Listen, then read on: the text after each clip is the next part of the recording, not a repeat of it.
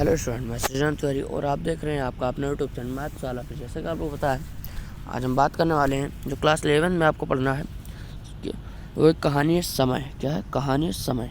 तो उसी को आपको पढ़ना है। तो आइए उसी पे हम बात करते हैं।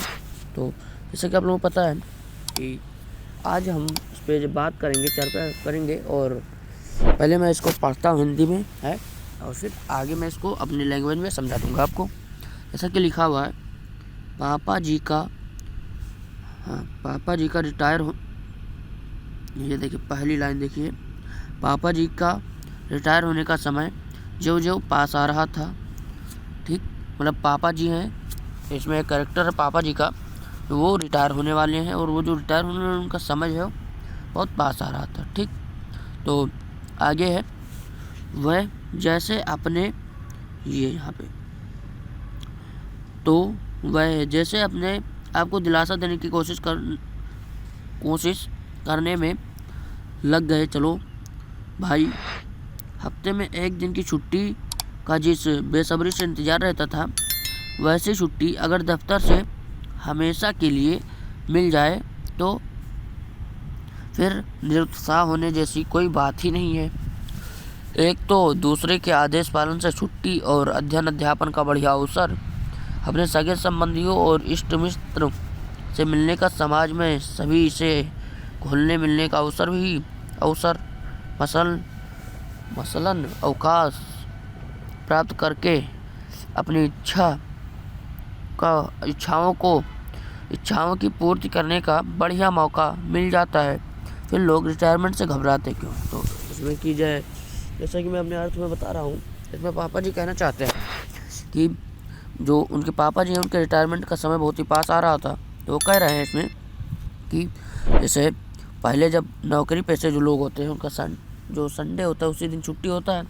तो अगर वो कह रहे हैं जो रिटायर हो जाते हैं, ठीक, तो हम पहले मतलब नौकरी पे थे, तो जो मैनेजर होता है या मालिक के आदेश अनुसार हम कहीं भी आ जा सकते हैं, और अब हम जो है वो अपने अनुसार आ जा सकते हैं। ठीक, तो वही इसमें बता रहे हैं कि जब ऐसा होता है तो अपने इच्छा से रिटायर हो जाना चाहिए, तो हमें इतना सब लोग घबराते क्यों हैं।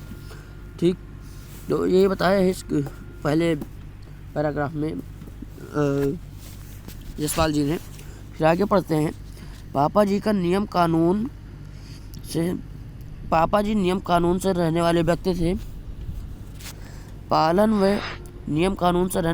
थे। जिसका पालन वह अपने अवकाश प्राप्ति के बाद भी करते रहे। वह रोज़ शाम को मम्मी जी के साथ बाजार तक घूमने के लिए जाते थे।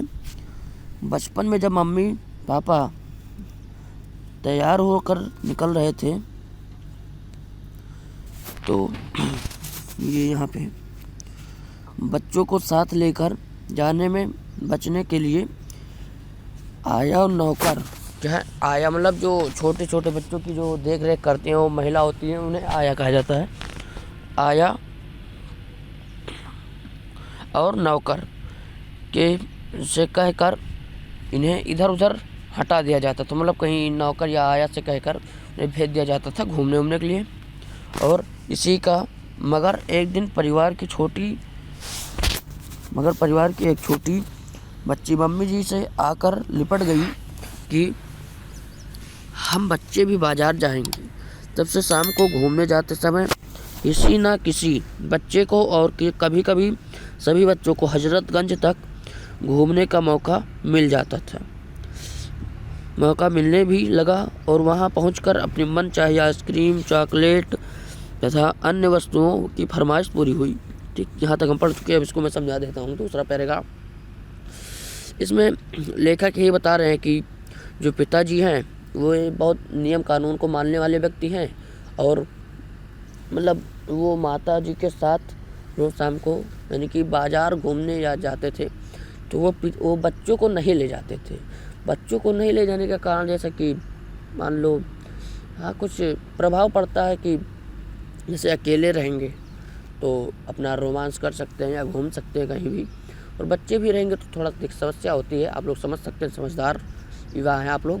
तो आगे है उसी में, तो एक दिन मम्मी जी के साथ यानी कि जो लेखक ने दर्शाया मम्मी जी का जो कैरेक्टर है, उन्हीं के साथ उनकी छोटी वाली बच्ची आके लिपट जाती है कि माँ मैं भी चलूँगी, मतलब रोने लगती है। छोटे बच्चों को तो आप लोग जानते हैं कि रोने होने लगते हैं।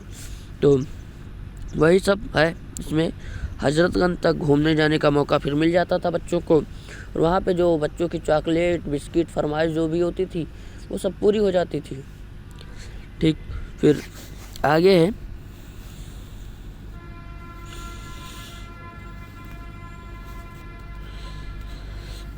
रोचक मोड़ आता है कहानी में जब पिताजी, ये यहाँ पे रोचक मोड़ आता है कहानी में जब पापा जी के अवकाश प्राप्ति के बाद उनका घूमने जाने की आदत में बदलाव तो नहीं आया, मगर मम्मी जी के पाँव में दर्द के चलते वह अब पापा जी का साथ नहीं दे पाती। मतलब जैसे जो बूढ़े लोग होते हैं उनके घुटनों में थोड़ा दर्द हो जाता है, तो मतलब पापा जी घूमने फिरने वाले आदमी थे, तो उनके साथ जो है वो मम्मी जी नहीं जा पाती। क्यों? क्योंकि उनके घुटने में या पैर में दर्द था।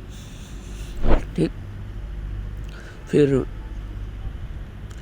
पापा जी चूँकि अकेले जाना पसंद नहीं करते थे, इसलिए घर के किसी न किसी बच्चे को साथ लेकर जाना पड़ता है। मगर अब समय बदल चुका है, मतलब पहले समय दूसरा था, अब समय दूसरा है, बदल चुका है। वह बच्चे जो पापा जी के साथ हर समय बाजार जाने को तैयार रहते थे, अब साथ जाने से कतराने लगे हैं, क्योंकि एक उम्र विशेष अथवा टीन एज के एक अजूब कशमकश का दौर चलता है, जिसमें बच्चों को बड़े बुजुर्ग का साथ अटपटा लगने लगता है। फिर ऐसे में यदि पार्क, रेस्तरां और होटल सगे साथी दिख जाए तो उनका करुणा और बेरोजगारी भरी मुस्कान को झेलने काफ़ी कठिन हो जाता है। इसका यह अर्थ कदापि नहीं कि पापा जी अब बुजुर्ग के समान कोई उपदेश या जमाने में खामियां निकालने जैसे बोरिंग बातें करते थे, बल्कि उनका अनुभव और ज्ञान का दायरा अत्यंत व्यापक था, जो युवाओं को भाता ही था। मगर उसमें क्या 20-22 वर्ष के लड़के लड़कियों को निज आज़ादी भी चाहिए होती है। मगर उस दिन रोज़ शाम की तरफ होते होते पिताजी आवाज़ लगाते हैं, गंज तक चलने के लिए कोई है। मगर हर कोई जैसे उनकी आवाज़ को अनसुना कर रहा था। वो छोटी बच्ची अपने बचपन में मम्मी के साथ लिपट कर वह घूमने के लिए जिद करती थी। उससे कहने पर दीदी को उसने जवाब दिया, तुम भी क्या दीदी, बोर बुड्ढों के साथ कौन जाए। ठीक, तो फिर अब इसका मैं अपने शब्दों में व्याख्या करता हूँ। जैसे कि इसमें दिया हुआ है, लेखक ने दर्शाया है कि मतलब जब मम्मी पापा जी के साथ नहीं जा पाती हैं, तो वो पिताजी जो हैं वो अकेले जाना नहीं चाहते हैं, तो वो बच्चों को बुलाते थे कि आओ कोई चले मेरे साथ, मतलब ऐसा कुछ। तो जब एक दिन वही पिताजी जब बच्चे बड़े हो जाते हैं ना, तो पिताजी या माता पिता के साथ या बड़ों के साथ में नहीं जाना पसंद करते, क्योंकि जो उन्हें अटपटा लगता है कि अभी अगर मेरे मित्र मिल जाएंगे या मेरा GF या ऐसा कुछ सिस्टम होता है, ये सब मिल जाएंगे तो मुझे अच्छा नहीं लगेगा, मतलब शर्म महसूस होती है, ऐसा लगता है। ठीक, तो वही सब इसमें बताया जा रहा है कि जब पिताजी नहीं ले जाना चाहते, सब बच्चे तब जाना चाहते थे, लेकिन अब जब पिताजी ले जाना चाहते हैं तो बच्चे नहीं जा रहे हैं। ठीक, फिर आगे मैं पढ़ता हूँ।